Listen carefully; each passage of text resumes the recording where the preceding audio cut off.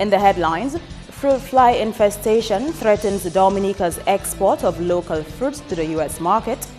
Farmers urged to get on board with the program as the Division of Agriculture moves to eliminate toxic chemicals from farms. And 25 years after NP opened its first service station in Dominica, the company's chairman is promising to raise the bar. I am Andrea Louis with the Channel 5 News. Details after this.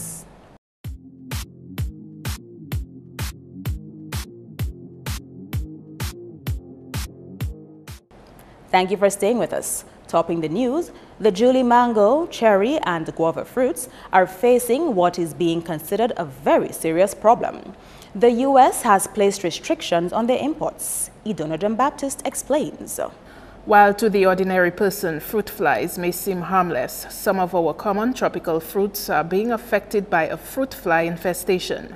This has been a long-standing worry for agriculture officials since the pest came on the scene in the 1970s.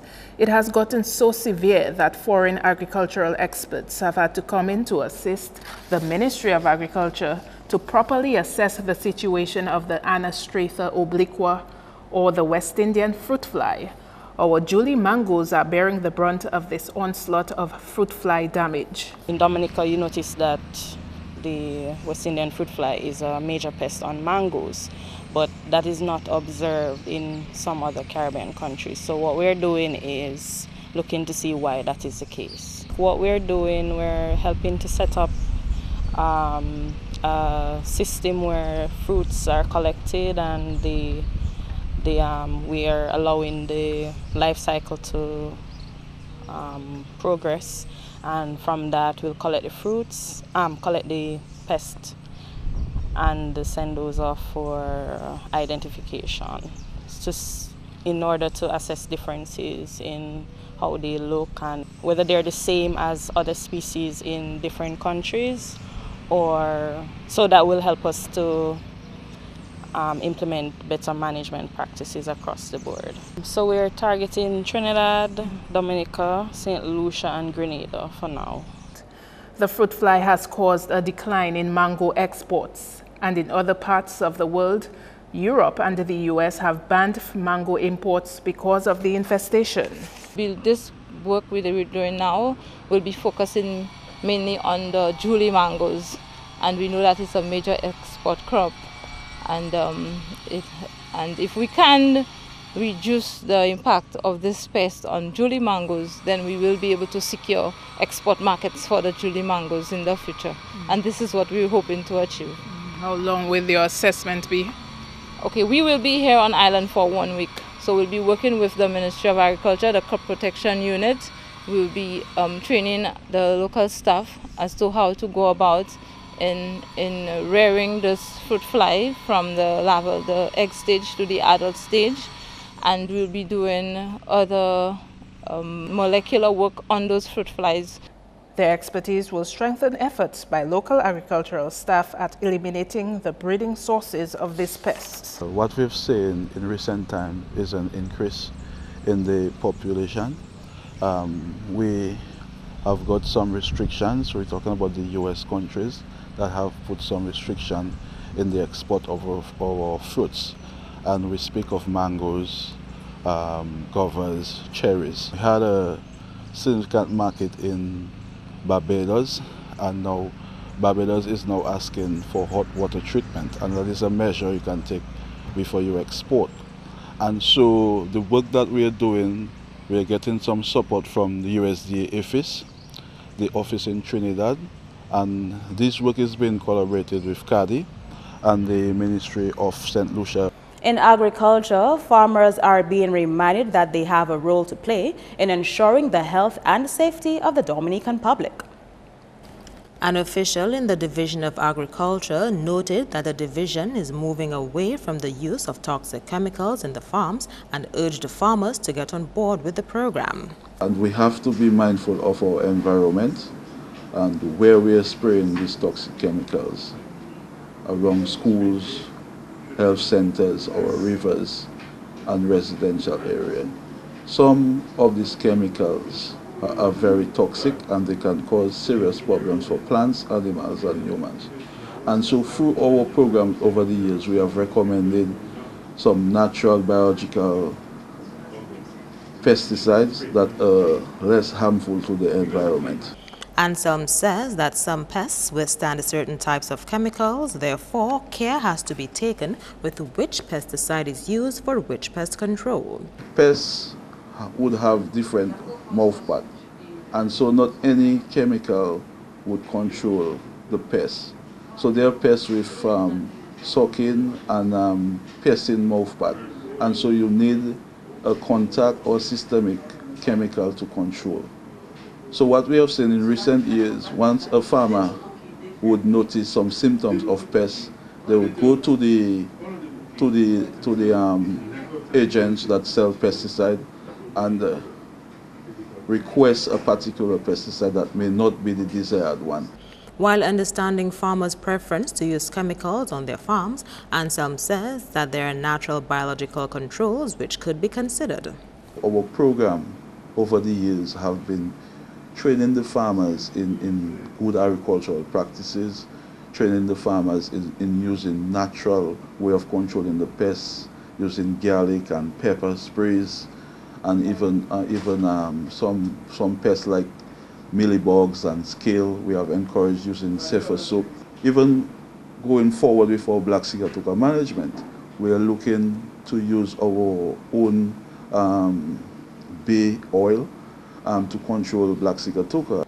In other top stories, Minister for Trade Ian Douglas is describing as a true form of integration the relationship between Dominica and Trinidad. National Petroleum, a Trinidad-based company, celebrated its 25th anniversary of operations in Dominica on Wednesday. National Petroleum initially started operations here through the request of the then Prime Minister, Dame Mary Eugenia Charles.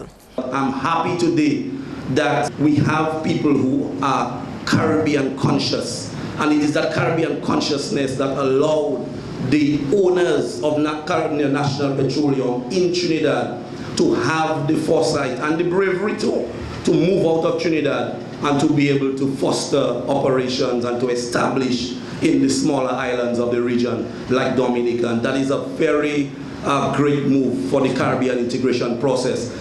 Minister Douglas says the continued development and sustainability of Caribbean countries is dependent on each helping the other, and Trinidad is a good example in this regard. Trinidad, by its very nature, is a big brother in the Caribbean, both economically and otherwise. And it's your responsibility really to play that big brother role throughout the region so that the rest of the small islands can really look towards you. Not necessarily as an ATM to pull out, but really as a partner so that we can contribute to the overall development of the islands. NP is progressing and trotting side by side, shoulder to shoulder with the government of Dominica in our quest to bring about true, lasting and sustainable development. The Trade Minister also commended National Petroleum for the role it has played in helping Dominica develop its tourism industry. The fact that you are the only supplier of jet fuel in Dominica is significant because really since the decline of the banana industry, we've really been trying to diversify our economy away from an agrarian type economy into a service type economy. And flying people into Dominica is one of the pillars upon which we intend to build a new and diversified economy through tourism. I believe that your profits have to be plowed back into the communities, into the country, not only by your investment, but by helping our whole socio-economic framework. And I'm happy to see that you have been, and will be even making a bigger contribution to things like the World Creole Music Festival. Upgrades are on the way for the fuel service in Dominica. Chairman of the Board of Directors of National Petroleum made the disclosure during a press conference on Wednesday. The chairman was speaking at the 25th anniversary celebrations of the Trinidad-based company in Dominica. The upgrade of this service station has already commenced, and it now allows for something that is unique, for zero storage stockouts due to direct pipeline linkage to the tank farm. So in future, you will not hear at this station there's no fuel. That is going to be a thing of the past. Very few places can boast of this fact. The goal of the planned upgrade is to provide increased fueling positions, faster transactions, and increased ease of payment option at the pump for its customers. The board chairman says NP is looking to set high standards for the petroleum industry in Dominica. The next step to be taken will be the further upgrade of the forecourt, and already you have the added benefit of the use of new dispensers which carry the card readers at the dispensers, which we call CRIN for short, which allows for the use of credit cards at the pump, resulting in faster and safer transactions. It is our intention to set high standards in the industry here in Dominica. Hussein says due to the rapid pace of development in all sectors of Dominica's economy, NP has evolved over its 25-year history to accommodate the demand for its product in the country. For example, when NP Dominica would have started its operation in 1989, the vehicle population was approximately 5,000 vehicles. Currently, it is estimated that this has increased to around 29,000. The improvement and increase in air travel has also bolstered NP's Dominica's position as a reliable, consistent, and safe supplier in the delivery of jet fuel. In 1991, NP established one service station in Canefield. Over the past 25 years, this number has grown to 5, as there are now service stations in Goodwill, Annesdemay, Newtown, and Dalis. Coming up, the latest on two brothers from Maho who went missing at sea last weekend.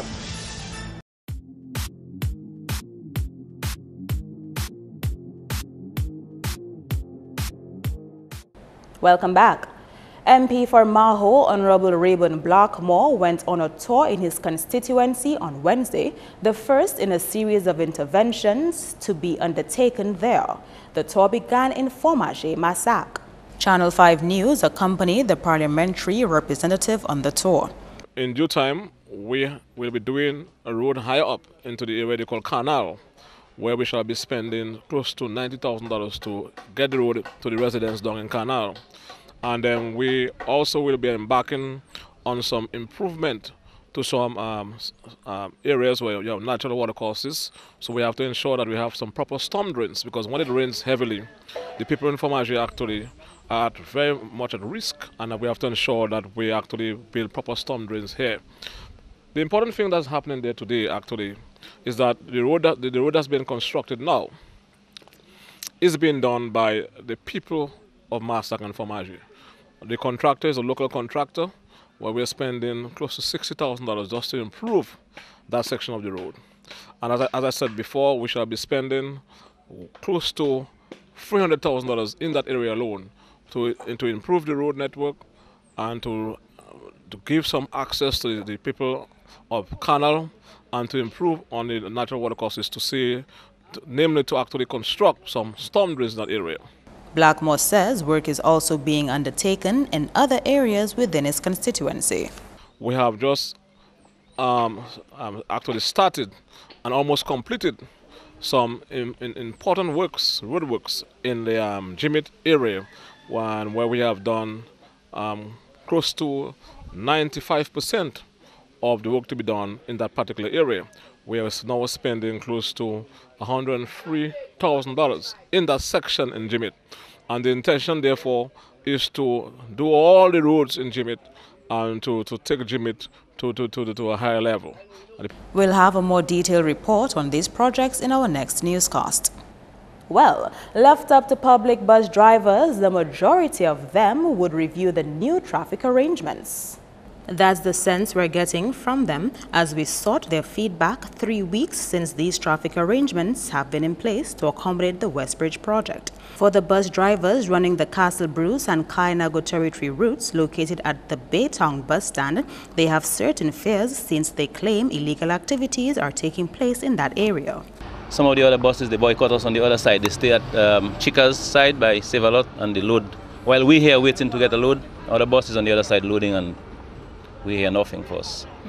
And the convenience here is not that good. We have no washroom facility here, no water around.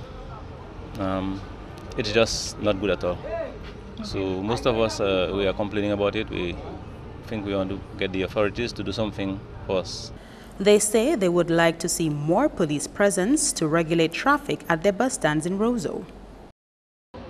The only problem we have with the bus stop, we haven't got police on the bus stop. Okay, 99% of the times, a bus has to make 6 and 7 rounds before we can get a parking spot. If you look lower down, you see all the private vehicles parked on the bus stop. Even if a police pass, then we tell them, watch it down there. They watch it down the private vehicles and they will make the wrong and go back. Some of them tell you they're not working in traffic, they just go into their business. On the bus stop, because the bus stop, you know, it does be filled. So you'll find now some bus drivers stopping in the middle of the road to put down passengers, and sometimes if there is a police, they will say the buses are causing, you know, obstruction. So maybe they might want to issue a ticket to the bus driver. On the other hand, this Maho bus driver likes the idea of the relocation from the Riverbank bus stand to Great George Street. Much comfortable with. We have a better lineup of buses on that side, and we have less right away taking the passengers on that side than the other side by Pizza Palace. The good thing about it is that we can accommodate much more buses, we have a better control of the passengers, but we're still having a problem in the end of the line where a lot of the guys try to accumulate to get passengers to leave right away, especially when there's no attention from the police, you know. So essentially you'd like to see more police presence? Oh yes, more police presence, we need that. And the Stock Farm, Yampis and Tarish Pit bus drivers are still awaiting action on their proposal to have them relocated for the convenience of their customers. We had a meeting with the police. I think it was cordial. They told us, well, we have too many buses, they can't place us wherever they would see they could place us. So we'll have to use there until such time they can do something for us. The word that we are contented, no. And 3 days after being reported lost at sea, 2 brothers from Maho are now back home safely. 34-year-old Vernon Benjamin and his brother Dever Benjamin, 24, had not been seen or heard from since last Sunday. Police say the fishermen left on a 22-foot open-keel boat. They were taken to the Princess Margaret Hospital upon their return. That's news. Coming up, an appeal to Dominicans for greater support of local athletes. That and more in Your Sports Highlights with Kenny Williams next.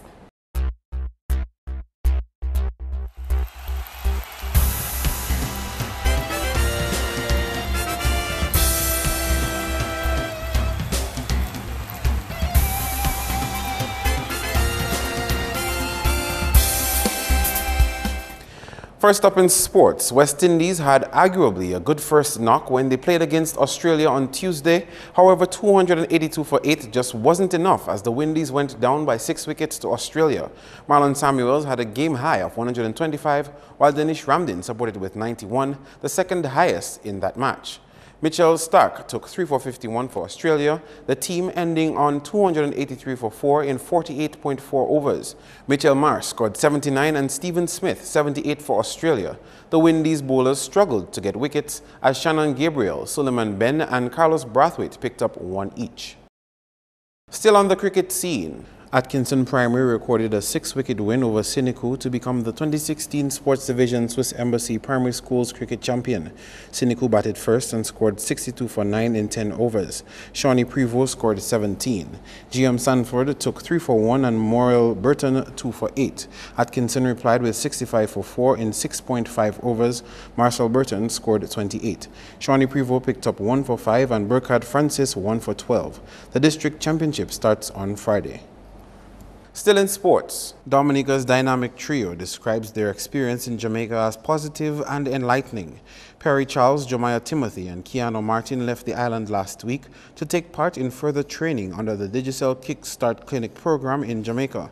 Perry Charles spoke with Channel 5 News, who says there is a noticeable difference between the training in Jamaica and that of back home. It's very different because there's new drills, training is really intense, and well, as I can see, they are professional, they are the professional standards, and we're more mature, so yeah, it's very different. Meantime, Keanu Martin of the Isaiah Thomas Secondary says he's following the coach's instructions, which has caused his skills to improve. To be honest, I've been adapting to the way the coaches are talking to us, and all what they have been telling us to do, I've been replying very well. I listened to them and I took instructions, and I always kept on listening, and as the days go through, from the first day to now, I find I've improved a lot on my game. And Jemiah Timothy says he is gelling well with the other players and adapting. The experience is way different than playing with the Dominicans because they are definitely not from Dominica and they won't be playing like Dominicans. So I have to try my best to adapt with them and play the game how we so.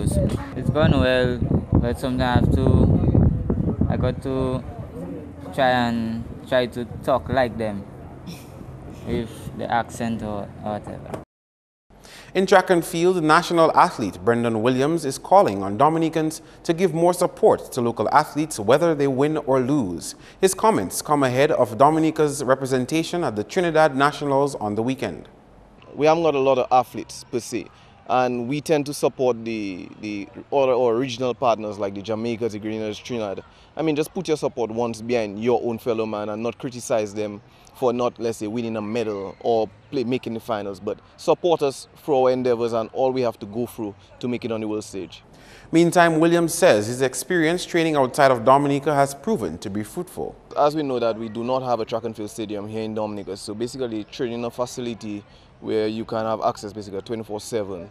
Even though I don't use it 24/7, it's better for me, put me in a better position where I learned on things like my takeoff position, my arching, and just everything, my all-around jumping approach. He says competing outside of Dominica against some of the best out there and winning always feels good. Just knowing that you can compete with them and once on occasions beat them, it shows a lot that from a country we have basically no facilities, no sports emphasis on sports per se, and I mean that where we have no real sports professionals like massages, physiotherapy, sports psychology. I mean, it helps me a lot knowing that coming from raw and just beating the talented athletes, it helps me a lot. Moving on to netball, the Siniku and Tetmon primary schools have booked spots in the finals of the Division II Sports Division Swiss Embassy Netball Championship, while the Wesley and W.S. Stevens primary schools will meet up in the Division I finals.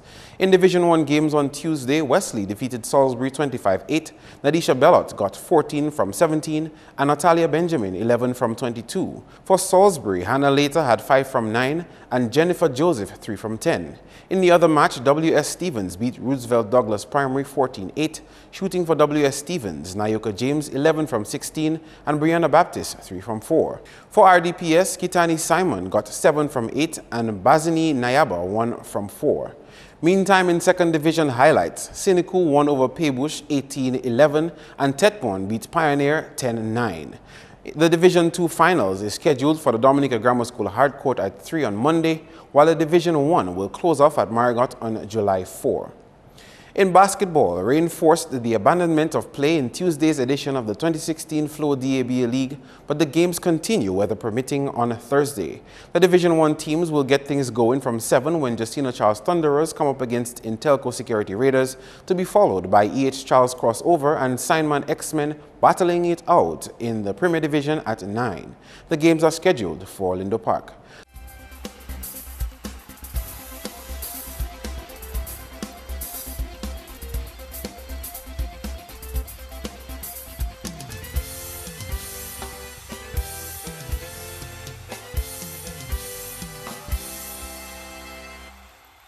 Scattered showers expected mainly during Thursday morning. Your weather report is next.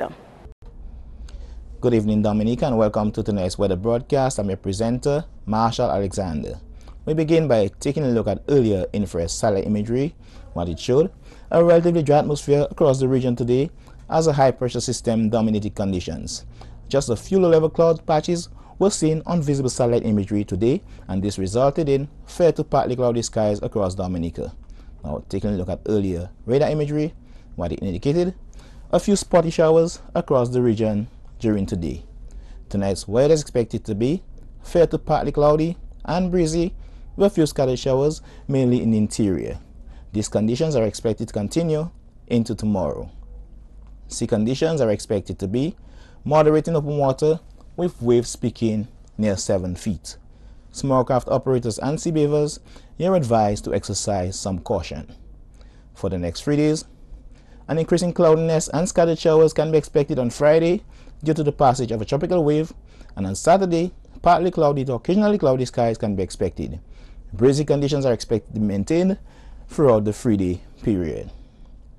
The rest of the Caribbean tomorrow: fair to partly cloudy skies, with a few brief scattered showers can be expected across the central portion of the region, with partly cloudy to cloudy skies with scattered showers expected across the extreme northern portion of the island chain, with some showers and thunderstorm activity expected across the extreme southern portion of the region. Our international cities forecast: some rain can be expected in New York and London. Some showers and thunderstorm activity can be expected in Miami and Caracas, and clear skies expected in Beijing. Sunrise tomorrow will be at 5:46 a.m. and sunset will be at 6:39 p.m. Please remember that we are in the hurricane season. For more information, you can call the weather hotline at 447-5555 or visit our website at weather.gov.dm. Thanks for viewing. Have a good night.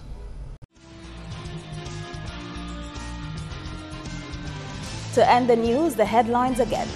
Fruit fly infestation threatens Dominica's export of local fruits to the U.S. market. Farmers urged to get on board with the program as the Division of Agriculture moves to eliminate toxic chemicals from farms. And 25 years after NP opened its first service station in Dominica, the company's chairman is promising to raise the bar.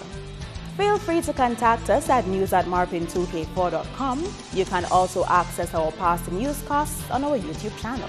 On behalf of the entire production team, I am Andrea Lee, and to all our viewers around the world, thank you so much for watching. Join us next time.